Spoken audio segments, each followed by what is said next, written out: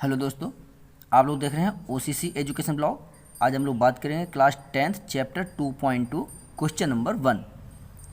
Question number 1 कहता है find the zeros of the following polynomials and verify the relationship between the zeros and the coefficients.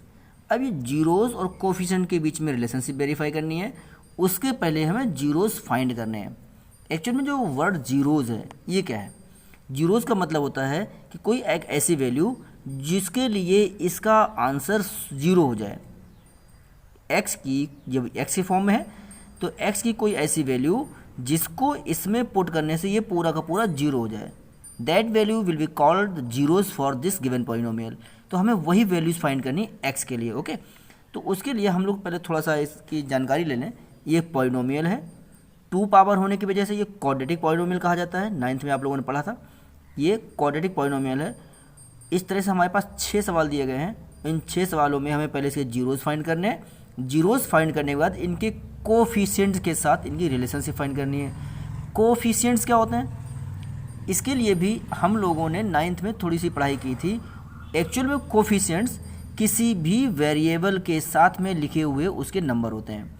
जैसे यहाँ पे x square का coefficient 1, इसमें x का कोफिशिएंट -2, इसमें कोई वेरिएबल नहीं तो कोफिशिएंट 0 होगा। इसमें वेरिएबल हमारा एस स्क्वायर है तो एस स्क्वायर का कोफिशिएंट 4 है, एस का कोफिशिएंट -4 है। तो ये कोफिशिएंट्स हैं और जीरोज हम लोग फाइंड करेंगे। अभी मैंने बताया ना जीरोज क्या था। एक्स के लिए या एस के लिए या इसमें टी के लिए एक ऐसी वैल्यू जो इसमें पुट की जाए और पुट करने के बाद इसका पूरे पॉलिनोमियल का आंसर 0 हो जाए। That value is zeros for this given polynomial. इसमें हमारे पास जो वेरिएबल है यू स्क्वायर दे दिया गया यू, तो वो कोई मैटर नहीं करता, कोई भी वेरिएबल हो सकता है, हमें उसी की वैल्यू फाइंड करनी है। क्वाड्रेटिक पॉलिनोमियल की वैल्यू फाइंड करना सिंपल भाषा में मैं आपसे कहूँ, इसको फैक्टराइज करना है। बहुत सारे बच्चे फैक्टराइज करना जानते हैं, हिंदी में कहते हैं गुणनखंड करना। तो एक्स स्क्वायर -2x -8 को के हम फैक्टर्स करेंगे और जो फैक्टर होंगे वही हमारे जीरोज होंगे। चलो हम आगे बढ़ते हैं। फर्स्ट क्वेश्चन मैंने कॉपी किया है, एक्स स्क्वायर -2x -8। जो क्वाड्रेटिक पॉलिनोमियल होता है उसकी स्टैंडर्ड फॉर्मेट क्या होता है? स्टैंडर्ड फॉर्मेट या standard form of quadratic polynomial a x square plus b x plus c होता है।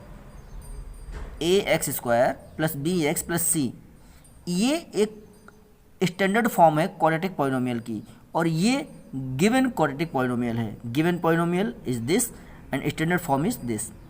तो जब हम इन दोनों को कंपेयर करेंगे, इसका इससे कंपेयर करेंगे, मैंने लिखा हुआ है आफ्टर कंपेयरिंग। तो देखो ए की जगह इसमें क्या है, इसका कोफिशिएंट 1 था ना, इसका कोफिशिएंट ए है, इसका कोफिशिएंट 1 है, तो ए इक्वल टू 1 मैंने लिखा हुआ है। बी इक्वल टू यहाँ पे -2 है तो बी इक्वल टू -2 और सी इक्वल टू -8। तो ये कोफिशिएंट्स वैल्यू है हमारे पास। इस गिवन पॉलिनोमियल के जो कोफिशिएंट्स हैं वो क्या हैं? 1, -2 और -8। हम जीरोज फाइंड करने के लिए आगे पढ़ें। Let the zeros of the polynomial alpha and beta. हमने क्या किया, इस गिवन पॉलिनोमियल के जीरोज अपने मन से ले लिए हैं। मान लिया कि इसके जीरोज अल्फा और बीटा हैं। तो जो रिलेशनशिप की बात की जा रही है वो क्या होता है, मैं आपको वो रिलेशनशिप पहले लिख के दिखा देता हूँ। Relationship between the zeros and the coefficients, ये दो रिलेशनशिप होती हैं, sum of the zeros and product of the zeros. Sum of zeros क्या है? अल्फा प्लस बीटा, जो जीरोज हैं इनका sum alpha plus beta is equal to -b upon में a। Alpha plus beta equal to -b upon में a। और product of zeros क्या होता है? Alpha into beta equal to c upon में। ये a b c ये वाले हैं और अल्फा बीटा ये है, तो alpha plus beta equal to -b upon में a, alpha into beta equal to c upon में a। आप इसको आइडेंटिटी मान सकते हैं। इसी को लेकर के हम रिलेशनशिप वेरीफाई करेंगे। तो पहले हमारा पर्पस क्या है?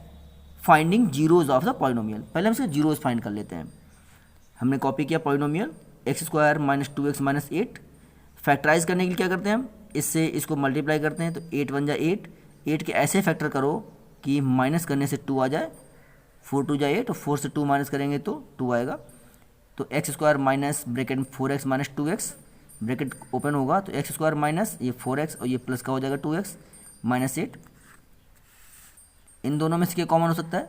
इसमें से x कॉमन हो सकता है, तो क्या बचेगा, x माइनस यहाँ 4 बचा, प्लस इसमें से 2 कॉमन है तो x माइनस 4 कॉमन लेना। किसी बच्चे को अगर ये कॉमन लेने में कोई प्रॉब्लम हो रही हो तो मुझे अलग से बात कर सकते हैं, मैं आपको एक्सप्लेन करके दोबारा से इसको समझा दूंगा। अब यहाँ देखो, एक टर्म ये हो गया, एक टर्म ये हो गया, इन दोनों में x माइनस 4 कॉमन है, x माइनस 4 और x माइनस 4 तो हमने कॉमन ले लिया। तब क्या बचेगा, ये x बचेगा और यहाँ पे प्लस 2 बचेगा। तो x माइनस 4 x प्लस 2, ये मैंने इक्वल टू 0 क्यों लिया था, क्यों हमें जीरोज़ फाइंड करने हैं, एक ऐसी वैल्यू x की जिसके लिए पूरा पूरा जीरो हो जाए, जिसके लिए ये पूरा पूरा जीरो हो जाए, तो हम जीरो लेके चल रहे हैं पहले से ही। अब इन दोनों का यहाँ पे देखो, दो ब्रैकेट के बीच में कोई साइन नहीं है, तो ये क्या है, ये मल्टीप्लाई होता है। तो दो ब्रैकेट का मल्टीप्लाई जीरो कब हो सकता है, जब इन दोनों में से कोई एक जीरो हो या दोनों जीरो हो। अगर ये ब्रैकेट जीरो है, if x minus 4 is zero then x equal to 4, ये 4 जाकर प्लस का हो जाएगा, देन x इक्वल टू 4। और अगर ये जीरो है, if x plus 2 equal to zero then 2 जाकर माइनस हो जाएगा, then x equal to minus 2। तो ये जो दो वैल्यू मिली हमको, x equal to 4, x equal to minus 2, यही हमारे जीरोज़ हैं। जीरोज़ आर 4 और माइनस 2। तो ये पहली वैल्यू हम उसको अल्फ़ा मान ले लेते हैं, इस सेकेंड वैल्यू उसको बीटा ले लेते हैं। तो alpha is 4, beta is minus 2। 4 और माइनस 2 ये हमारे दो जीरोज़ मिल गए। हमने इस पॉलिनोमियल को लिया, फैक्टराइज किए और फैक्टराइज करके हमें दो जीरोज़ मिल गए। क्वेश्चन क्या कह रहा था, फाइंड द जीरोज़, तो जीरोज़ तो हमने फाइंड कर लिए। अब क्या करना है, वेरीफाई द रिलेशनशिप। अब हमें इनकी रिलेशनशिप वेरीफाई करनी है। रिलेशनशिप क्या है, ये दो रिलेशनशिप हैं, तो पहले हम इसको वेरीफाई करेंगे और फिर इसे वेरीफाई करेंगे। तो चलो इसको वेरीफाई करते हैं। Verification of the relationship, sum of the zeros लेते हैं पहले।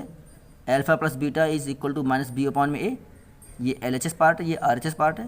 तो LHS पार्ट सॉल्व करते हैं। अल्फ़ा प्लस बीटा, अल्फ़ा की वैल्यू 4 प्लस बीटा की वैल्यू माइनस 2, ब्रैकेट ओपन होगा तो 4 और ये माइनस 2, तो क्या बचा 2। और RHS क्या था हमारे पास, माइनस बी अपॉन में ए, तो माइनस बी की वैल्यू माइनस 2 थी, अभी हम लोगों ने देखा था जब हमने कंपेयर किया था और ABC की वैल्यू निकाली थी। B था माइनस 2 और C था माइनस 8, ए है हमारा 1, तो माइनस 2, ये माइनस ब्रैकेट के बाहर रहेगा और B की वैल्यू माइनस 2 है, तो इस तरह से आ जाएगा।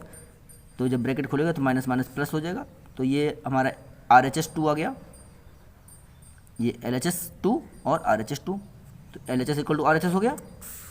अब सेकेंड वैल्यू क्या था relationship, product of the zeros, product means alpha into beta, वो था हमारा C अपॉन में A। तो LHS हमारा अल्फ़ा इंटू बीटा है, अल्फ़ा इंटू बीटा माइनस 8 हो जाएगा।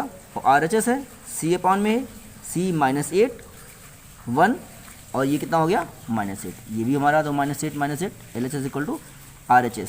तो हम लिख सकते हैं रिलेशनशिप वेरीफाइड। इस तरह से 2.2 का क्वेश्चन नंबर 1 का फर्स्ट पार्ट मैंने कंप्लीट किया। इसमें कई सारे पार्ट हैं, मैंने इसको थोड़ा सा एक्सप्लेन किया, डिटेल में किया है। अभी जो 5 पार्ट बचे हैं, मैं ये पाँचों पार्ट आपको लिख के दिखाऊंगा। नेक्स्ट वीडियो में ये पाँचों पार्ट आपको एक साथ मिल जाएंगे, और उसके बाद जो थर्ड वीडियो मैं आपको दूंगा, आज शाम तक ही दे दूंगा, उसमें क्वेश्चन नंबर 2 दे दूंगा। मैं 2-3 दिन से आपके पास आपसे नहीं मिल पाया, कोई वीडियो नहीं अपलोड कर पाया, उसके लिए सॉरी, बट मैं शाम तक ही ये चैप्टर 2.2 कंप्लीट करा दूंगा। आप इसको सवाल को कीजिए, ध्यान से सीखिए, और कुछ ना समझ में आए आप मुझसे दोबारा संपर्क कीजिए, ठीक है। ये देखिए मैं आपको दोबारा पूरा दिखा रहा हूँ इस तरह से, ये LHS RHS और ये प्रोडक्ट ऑफ जीरो, ये LHS RHS और ये वेरीफाइड। ओके, आप इसको कीजिए ढंग से। तब तक के लिए